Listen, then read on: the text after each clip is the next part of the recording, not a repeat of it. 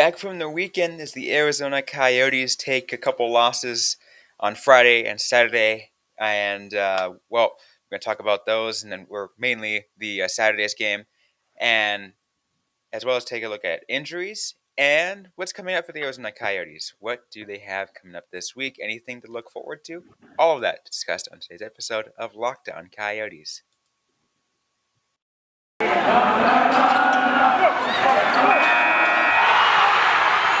You're Locked On Coyotes, your daily podcast on the Arizona Coyotes, part of the Locked On Podcast Network, your team every day.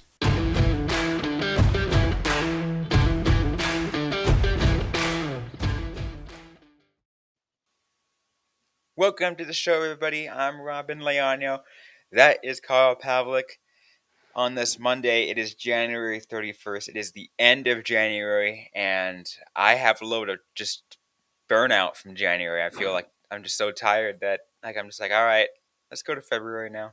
Let's restart. It's been a long year already, and it's only been a month. Yeah. Plus, February is one of my favorite months. Because for reasons. I mean, I live in Arizona, so February is pretty nice. When I was living in Western New York, it was pretty cold still, so it's nice. It's no longer freezing. It's starting to get a little bit better. It's an enjoyable month. Hey, it's my birthday at the end of the month, so. There's also that. You have personal affinity for it. The rest of us do not. Exactly. It's a shorter month, so less chance of there being birthdays. Exactly, which makes it even more fun.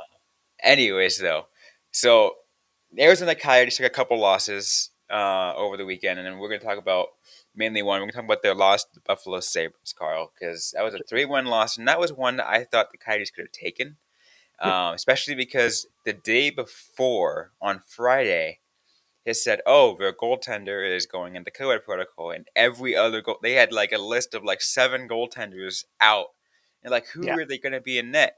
They end up putting in 40-year-old Craig Anderson, and the Coyotes lose. Yeah, and not only that, there was also reports immediately prior to the game that they were going to be missing another 3 players, including Rasmus Dahlin, and an assistant coach due to COVID protocol. It for the longest time, it felt like they were going to postpone the game. I feel like the NHL is very hesitant to do that right now, despite getting 4 positive tests in one day with the new testing guidance. That was definitely an interesting one. But you're right. Craig Anderson came in, managed to get a win. The Coyotes' offense is hot and cold, and right now it's very cold. I'm looking at the National Stats, and everything. When I mean everything, I mean everything in the stats wise, or almost everything, is in favor of the Coyotes, and it's like, how did they not let this one? Yeah. How did they not take this one? A 56-52 Corsi, 43-42 Fenwick. They were outshot 35-28. Scoring chances 28-36, so Sabres had more. High danger was equal at 14-14. Expected goals was 3.71 to 3.08 in favor of Arizona. Yeah. They should have won that game. They should have. I do think those stats are a little bit off, and just because the Coyotes, I thought, had a very good latter half of the third period. They didn't go down easily, which is good. It's one of the few bright spots you can say. Like, if a team's losing, if they're trying hard to tie things up at the end, I give a little bit of credit to that. But what I talked about in the recap on Five for Howling is I felt like there was a second period collapse, even though the score sheet doesn't reflect that. Like the Buffalo Sabres only scored 1 goal, but the Coyotes were outshot 18-5 in that second period. So it was a collapse. Just the Sabres weren't good enough to, get an extra 3 like the Coyotes would normally give up. So, in more, it was more in a way where it was like their production just overall, not just offensive, but just like their just general eye test. Just like this team is just dead. Yeah, for at least a bit. It's the same thing that we've seen. The team right now, for whatever reason, can't play a full 60 minutes to save their life. I don't have they had like what you would consider a complete game throughout this entire year? They've had maybe one or two games in which they've had like 50 ish minutes of Yeah, good hockey, but they've never had a complete game. yeah, and that is always the problem with the Coyotes. Like they just they can't put it together for a full 60 minutes, and in all credit in the world, like it's hard to do that because the other team is also trying to do that. But they need to find a way. They need to take fewer penalties. Something that we saw with both games. I know we're not talking about the Boston one as much, but timely power play goals from their opponents. That's been a theme that we've had this entire year. It's just it's the same thing over and over again. We're 43 games in. We know what this team is. We know what the problems are, and other teams know what the problems are. They're scouting the Coyotes, and they're hoping to take advantage. And sometimes the Coyotes just aren't going to be able to recover that. It just makes it frustrating, right? I mean, yeah, we knew that going in, but at the same time, it's just like, can we just see some kind of production here? Because Yeah. like it's getting stale.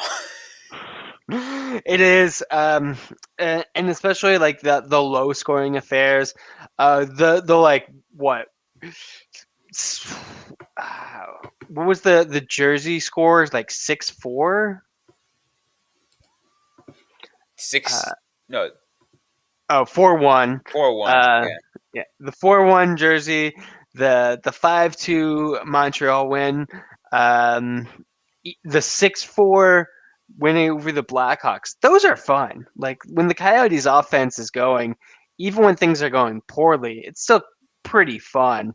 But like when they're limited to just one goal, like a 2-1 game against the Boston Bruins, 3-1 against the Buffalo Sabres, those are just less enjoyable. Um, Granted, the 5-0 loss to the Colorado Avalanche a while back was also unenjoyable. So high scoring doesn't mean high excitement all the time. yeah, absolutely. I'm trying to look at the stats for the Arizona Coyotes as a team. If it's if it's even going to show me, if you maybe even you can find it, what this team's current goals per game. Sure. I should be able to pull that up because that's one of those easy to find NHL.com stats. Goals per game. The Coyotes are dead last in the league, averaging 219. 219, which is better than earlier this year. I think I was joking around because it was at 1.5 or something like Yeah. that. Yeah, the offense has definitely picked up a little bit more. We're not seeing them get shut out as much. They're still getting shut out, but it's not as much. But like I said at the start, this is a hot and cold team. There's sometimes they can score, sometimes they can't. I think a lot of that is just kind of skill level. They're able to get lucky, and some of it's just kind of they get stuck in their own head. Yeah, and again, that does also kind of correlate with the high scoring games we've seen too, right? Yeah.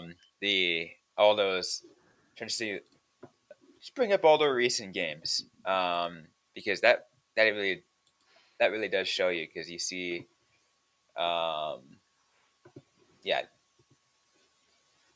the that's yeah. So all those games that you mentioned too, the 7-8 shootout loss to San Jose, and I think that was also just like a flash in the pan. Like that's you're not going to see something like that No, no. ever again. But they've I mean, even the 7-3 loss to the New York Rangers or the week prior. Like that was an unfortunate loss. I don't want to say that was a complete game in any way, but if they had gotten three against the Bruins, they would have won. If they had gotten three against the Sabres, they would have pushed it to overtime. Like if they can get offense, like they usually are doing pretty okay. But if they're limited to just like one or two goals, it's very hard to win those games. Yeah, especially when right now, um, you just got Clayton Keller doing most of the goal work at 16. Yeah. The next three in line are Travis Boyd and Lawson Krause at 10 and Shane Gottspear at 8. Yeah. Which I mean, we talked about. Yeah, Travis Boyd's been having a pretty good season, but I'd like to see some more teams progressing. Uh, I do think it's good that we are potentially going to have maybe three players who reach 20 goals. If Kraus um, and Boyd, keep up the pace, I think that's going to be more difficult for Boyd than Kraus because I think Kraus could be that 20 goal guy. But it'll be interesting to see how the second half of the year goes and if the Coyotes can turn things around and get their offense going again, at least temporarily, because it'll stop sooner or later. If you want to see, I want to see looking at a just some crazy example um, of exactly how the Coyotes offense is as this last thought before we move on to the next segment. Clayton Keller is the leader in points at 35.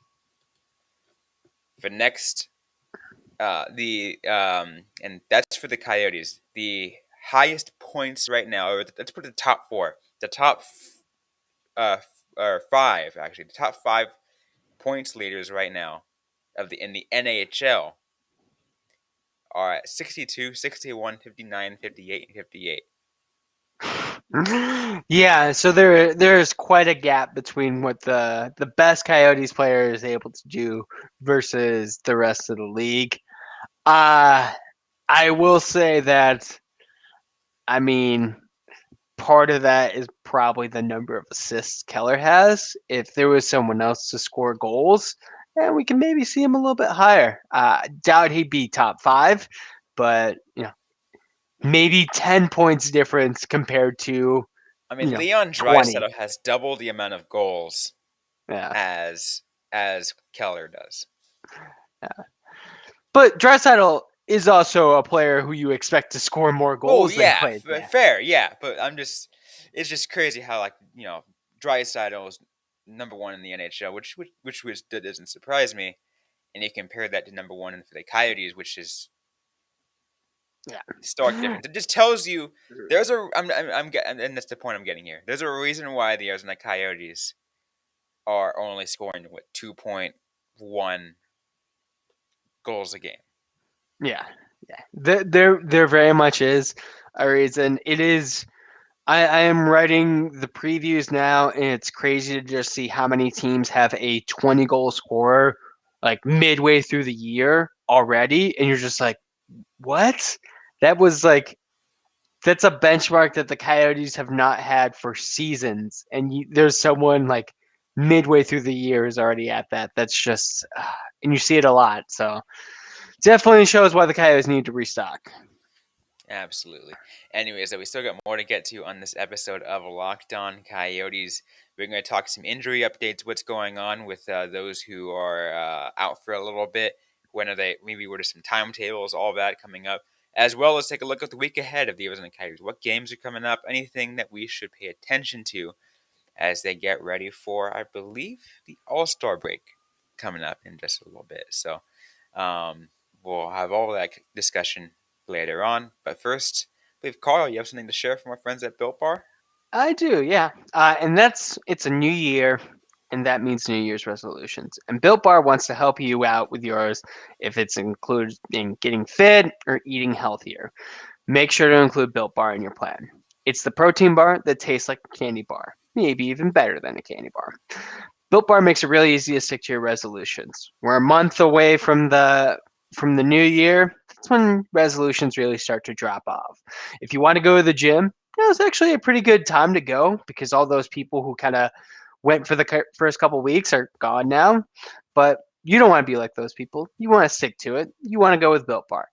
Built Bar contains 130 calories, 4 grams of sugars, 4 net carbs, and 17 grams of protein. You can compare that to like a candy bar, which normally has 240 calories, 30 grams of sugar, and dozens of net carbs. So definitely a much healthier option. What I want you to do is go to built.com and use the promo code LOCK15 to get 15% off your order. That's promo code LOCK15 for 15% off at built.com. All right, so back here on Locked On Coyotes on this Monday, the end of January. I know it's been already exhausting, as you can tell from the sound of my voice, but it's okay. We're gonna talk more on this episode. So let's get to some injury updates. So Carl, you saw a really quick one thing from this an update regarding Coyotes forward Johann Larsen. Yes, I saw Craig Morgan had tweeted out. Looks like there is possible groin surgery for Johann Larsen moving forward. He sat out the last 2 games with a lower body injury. Seems like he may be poised to miss some extended time, which would And be that's unfortunate because they need him. especially because he had that one game where he had a hat trick. Yeah, I mean, just all But right. he's just a good presence on the ice. Um, Also, he's just a player who can sometimes play for or sometimes play center. I don't know. The place I'm looking at lists him as a left wing, but I mean, with Barrett Hayton and Jay Beagle also down with injuries, the Coyotes are starting to look pretty thin in the center position. what's new? Yeah, no, nothing is new about that at all. I mean, I made the joke earlier. I made the joke last year, Carl. When your number one center was Nick Schmaltz, like you gotta. Yeah, yeah.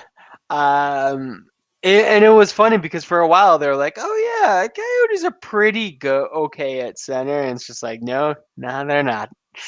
It was paper tiger at best, and just very weak altogether. I'm looking at the current injured reserve now. Still 5 players on the injured reserve. Um, I think 3 of which we know are definitely out for the rest of the season. Right? Um, Yashkin, Beagle, Timmins. I'm seeing Beagle listed as early March, so I think he may be I able. think potentially early March, Yeah. but there's a chance the rest of the season. Yeah. I mean, definitely Yashkin and Timmins are guaranteed to be into the season.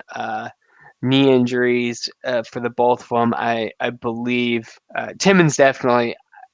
They were never really clear what exactly happened with Yashkin, at least nothing that I saw. Um, and that's really unfortunate because what we have 2 centers, Barrett and Beagle are both out until early March. And for the Coyotes, that's back practically the full season. Like they're not making the postseason. I mean, this was already known. Yeah, yeah. Do you? How are the Roadrunners looking? Do you think they can make the postseason? Well, they're guaranteed to make the postseason on a technicality Okay, because because the Pacific Division of the American Hockey League does their own playoff tournament pre-Calder Cup. yeah, Um, so technically that counts as postseason. sure. Um, they have taken a hit because of all the players that have been getting called up, Of course. right? Cam Dineen just recently got called up to the taxi squad, right? So I do wonder if like Hayden, because I feel like they're gonna want to put him in the AHL for a conditioning stint. but why maybe just like reassign him and have him finish out the year there, have him or send him back to make sure he can play in the AHL postseason. I'm not sure what they're going to do with Hayton because missing a pretty substantial amount of time with a hand injury is definitely an unforeseen aspect of his development. Yeah, I'm trying to look at the stats right now for the Pacific Division in the American Hockey League. The Roadrunners are currently in 7th place out of 9 in the Pacific Division with 29 points, 34 games played. It does not help that the Coyotes took all of their best players. Yes, this happened last year. There's a reason why the Roadrunners were last year because of that reason. I mean, it was a lot closer before. Abbotsford's ahead of them at 34, and Henderson's 39, Bakersfield's 39, Colorado is 46, Ontario is 49, and Stockton at the top of 52. So I mean, like maybe if they get like an influx of players towards the end of the year, maybe. I think it's probably going to end up going the opposite way though. Once the Coyotes start selling at the deadline and they have room for younger players, like maybe Matthias Michelli comes up, maybe Jan Unique gets a second look, but they'll end up going back down for the AHL postseason. We'll see how far the Roadrunners can get with that though. Especially because, if they match up against Stockton or Ontario, it might be game over. Yeah. I mean, from what you're telling me, doesn't look that good. No. I mean, maybe if no, I was trying to think because if they get all their players back and healthy, but at the same time, like that also requires them to re reacquaint themselves with the system down in Tucson versus in Glendale. Yeah, because it's definitely going to be like adjustments to different playing styles. So who knows how long it'll take to do that. I do imagine it's easier to jump from the NHL to the AHL than it is to maybe go from the AHL to the NHL, but I've never had to do it, so I don't want to speculate too much. Yeah. Plus, also the Coyotes also lost. I mean, the Roadrunners lost a couple of people with injuries too, which is like Liam Kirk. I'm looking at you. Yeah, that is another unfortunate one. I would like to see what Kirk can maybe do, like He at the got end of the year. injured like just 5 games into the season. I'm just like, dude, why? It's just that year. It's the year of injuries. There's like some curse on Arizona that I need to know about. I mean, probably. I think it's just I don't know. Everyone's kind of focused on the COVID of it all. I think maybe it's just leading to a little bit more injuries in general slipping under the radar. I don't imagine like it's going to get better with the schedule changing to be like very bloated in the second half because of all the games that were postponed. I think we're going to see more injuries. Hopefully, not too many from the Coyotes. Knock on wood. Absolutely. Well, anyways, though, we're going to talk more on this episode of Locked On Coyotes. We have to get to the what's coming up for them because we got a couple games this week, and just take a brief look at their schedule because guess what? We're about to enter a new month. So we're going to talk about all that on this episode of Locked On Coyotes. So be sure to stay tuned in just a sec. But first, we got a quick word from our sponsors. And we're back here on Locked On Coyotes to take a look ahead. Obviously, we're going to talk really quick about what's coming up this week, Carl. And it is another back-to-back, 2 back-to-backs in a row. Three. This one, 3 back. Wait, did I? Well, this will be the third back-to-back because we have the New York Islanders and the New York Rangers, Boston and Buffalo, and now this week we have.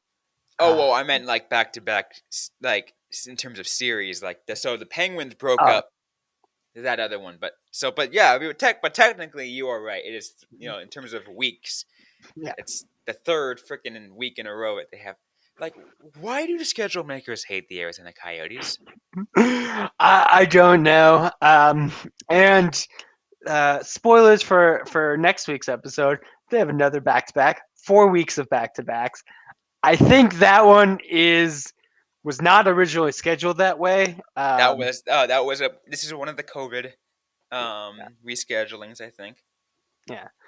Is uh I was looking because the Calgary game has a star. And I was like, is that to signify COVID? No, that's White Claw Wednesdays. So, White but Claw Wednesdays. yeah, Wow. it's going to be a tough one for the Coyotes. Two good teams. Uh, Colorado Avalanche are, of course, the Colorado Avalanche. Calgary Flames, not the best, but I would say they're like Boston tier, kind of middle of the pack. Definitely going to be a playoff contender based off of what I'm seeing right now, barring a collapse, but not the cream of the crop. Either way, both teams better than the Coyotes. Well, I mean, that's a low bar to set when you say. I will say this: at least the Coyotes are gonna have a chance to rest, so they can go all out against the Calgary Flames. Like Yeah, they don't have to it's worry like, about anything. and then they rest with almost a full week off before they face Oliver Larsen and Connor Garland. Ah, yes. Unless the Canucks trade Connor Garland by then, because his name, I don't know if you saw, it's been coming up in the mill already. Oh, of course it is. To the New Jersey Devils of all teams. Wow, wow. I don't know why the Devils are making moves like that, but I don't know why the Canucks did either. So who knows? So let's keep taking a look at continue to look ahead. So the Canucks are going to be next Tuesday, February Yeah. 8th. And then you have then they go to Seattle, so essentially just go down south of the Canadian border to face the Kraken, the Yep. Seattle Kraken again. Second time in the season that they'll be facing each other, and ain't it nice, Carl, to be able to go up against a team that to say is like, hey, the first time we met ever, we beat you guys. Yeah. It it'll be interesting to see. The Kraken game may be the second time this season the Coyotes are favorites to win a game. Because they're not a good team. No, they're not a good team. And the Coyotes have beaten them. Only, what, 10 teams can say right now that they have lost to the Coyotes? Maybe not even 10. I don't know if they've beaten the same team I twice. mean, it's awesome to say that the Maple Leafs have to say they got beaten by the Coyotes. So Yeah. It's it's nice, but the Kraken are just one of those teams where could you imagine if they got swept by the Coyotes in their opening season with the NHL? It'd be embarrassing. how does it work interconference? I'm trying to think. It's because I know when you cross conference, it's one home, one away. I think, but interconference, like but in different divisions, is it two home, two away? I think it varies. So the it's going to be looks like it's just the two. No, Coyotes are they got one more at the end of March. yes, the one at the March. The NHL website's kind of weird. So yeah, 3 games. So we could, depending on how things go, very well see a sweep if they play their cards right. If they do, we'll see. We shall see. Um, Continuing to look ahead for the Coyotes, you have a Friday game, February 11th, against the Tampa Bay Lightning. That's going to be a no bueno game. No. Then another back to back, guys. You have the Kings and the Stars visiting the Coyotes on the 19th and 20th. So 5 straight weeks of back-to-backs. Beautiful. And then the Kings again on the 23rd, the Golden Knights on the 25th, and the Jets on the 27th. So maybe 2 winnable games.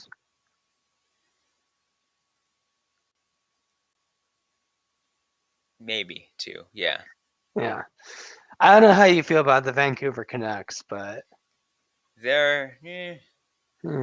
well, obviously we'll get more in depth once next week hits, but Yeah. Either way, the Coyotes are going to have a tough-ish February. Best thing you could say is they're going to have a decent amount of rests between the multiple back-to-backs they have to play. absolutely. One more thing I should mention, because it, as a look ahead for Arizona Coyotes, it really only matters to one of these players, and that is the NHL All-Star Game is this Saturday, and Clayton Keller Yeah. is going there. We mentioned that.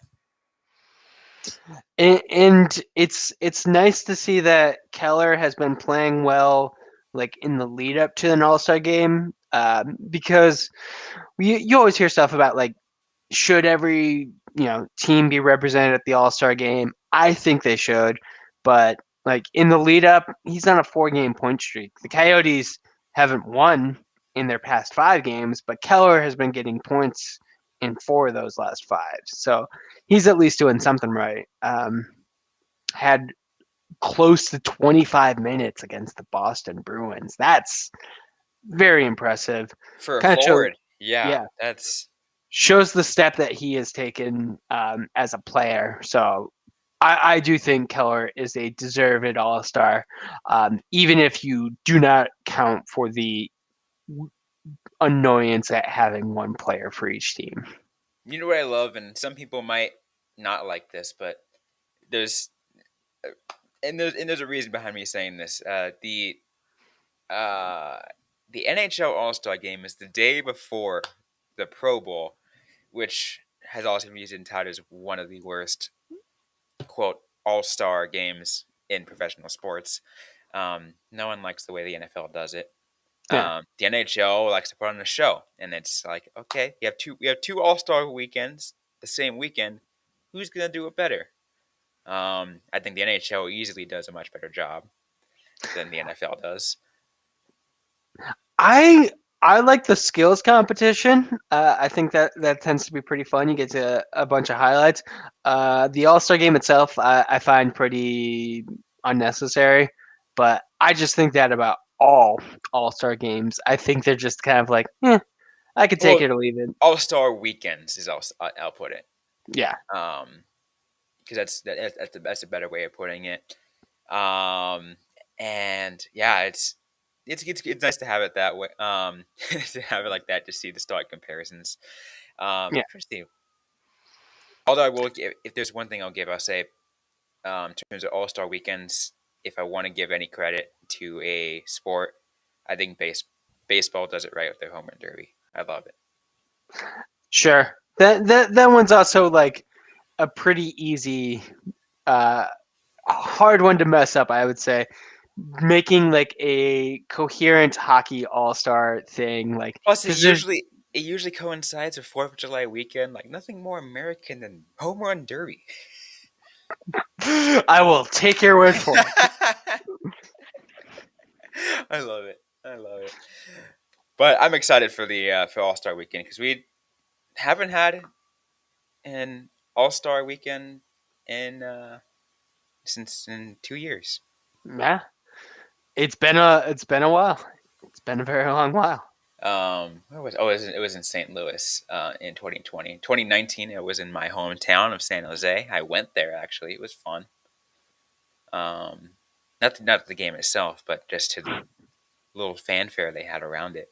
Yeah, yeah.